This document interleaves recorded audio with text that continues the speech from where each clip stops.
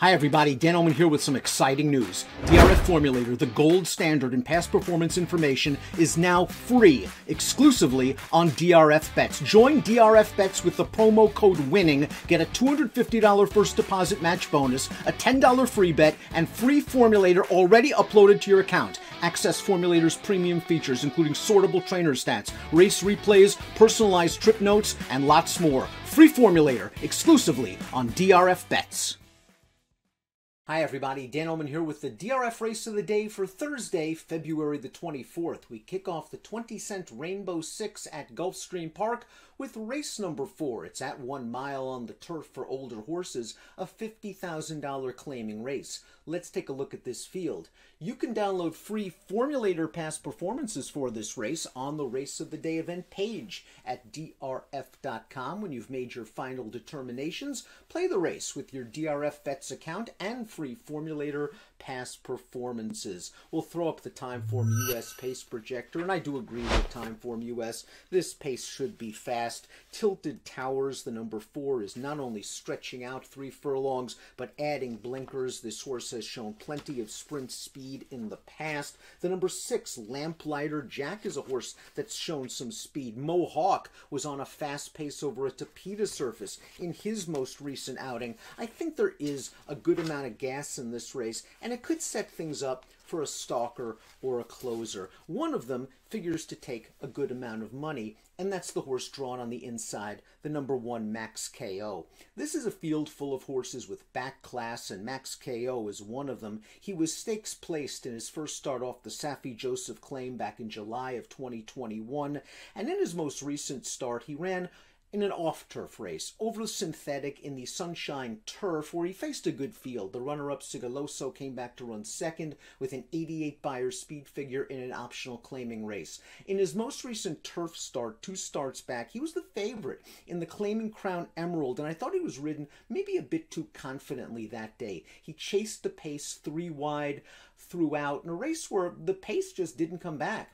They ran 1-2 all the way around the track. Max KO made a 3 wide bid on the turn before flattening out late. I think he ran a little bit better than it looks, and he's going to get Lasix once again. He seems like a logical contender. The number 2 is Uncle B, who won the Claiming Crown Emerald way back in 2018. And his last race, the race we're going to show you right now, isn't as bad as it looks on paper. Just consider, this was his first start since August 26, 2020. He showed good speed in this claiming race, and he faced 2 horses that would come back to win, the first 2 finishers. The winner coming back to win a $25,000 claimer on the synthetic with an 84 Beyer speed figure. This was an excellent lung opener for Uncle B. In his first start off such a long layoff, he has the speed to get close to the pace. He should appreciate stretching out to this more appropriate distance. He's an interesting long shot at 20-1 on the morning line.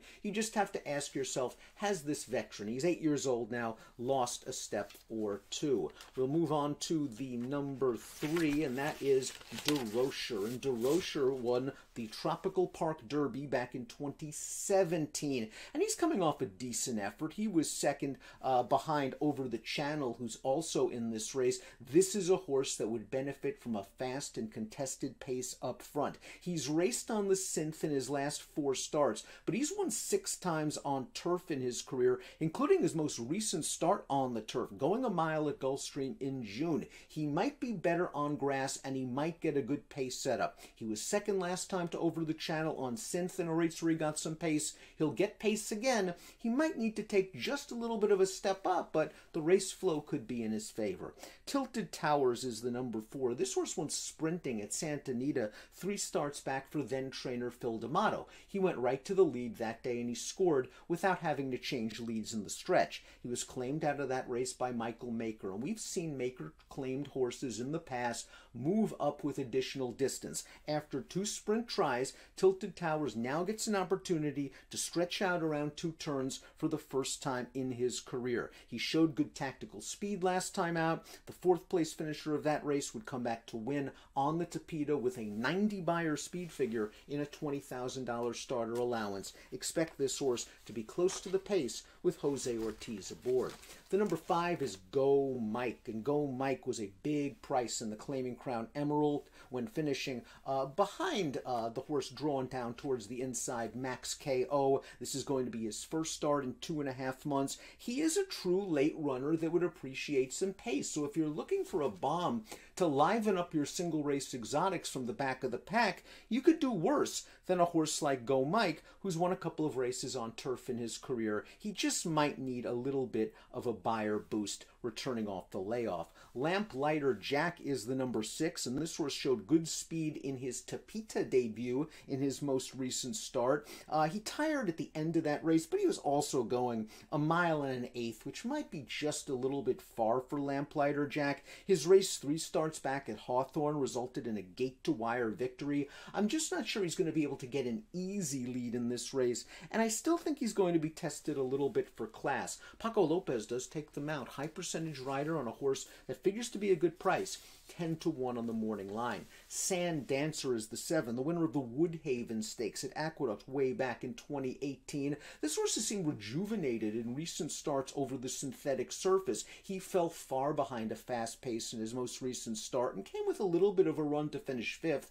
That race coming on the heels of a rallying victory over the Tapita 2 starts back. He has plenty of back class on turf, and he has the right running style if the Timeform US pace projector is correct. Fast and contested pace up front. I do respect this horse's back class. I do respect his trainer Tim Hills, and he's another interesting late runner at 12-1 on the morning line. Mohawk is up next, and Mohawk with a much improved performance in the race we're going to show you right now. They tried him on synthetic last time out, going 1 1/16 miles, and Mohawk went fast in the early portion of this 1 1/16 miles race. 23-1 for the opening quarter mile, opening up the lead in the stretch and just getting tired at the very end. This horse was stakes placed on dirt 3 starts back in the Claiming Crown Jewel, and he has won on turf in the past. Now, he just coming off a 91 buyer speed figure performance, and a repeat of that number would make him very, very tough in that race. He's another horse, however, that likes to be close to the pace, and if the pace is fast yet again, I think he's going to be facing some better horses than he faced in that most recent Tapita race.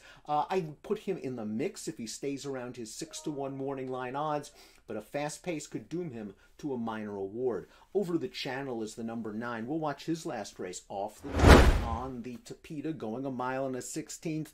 I like this race. He's going to beat DeRocher. DeRocher will finish second from the back of the pack, but Over the Channel made his run into the teeth of a very solid pace, and once he made the lead, it was good night Irene. He drew out to win by 4. He earned an 88 buyer speed figure. He was claimed out of that race by Peter Walder, a high percentage trainer, and this horse has some back class on turf as well. He was stakes placed against Florida bred stakes horses at Tampa Bay Downs in 2021. Over the Channel, that last race we just saw was his first race since July. He might even take another forward move. Very competitive buyer speed figures for a tactically inclined horse. I would use this horse somewhere in my multiple race wagers. Completing the field is the 10, Order and Law. As a 2-year-old, he won the Laurel Futurity back in 2018. This is a horse who last time out over the synthetic surface just couldn't take advantage of a fast pace when in against handicap competition. He was stakes placed at Santa Anita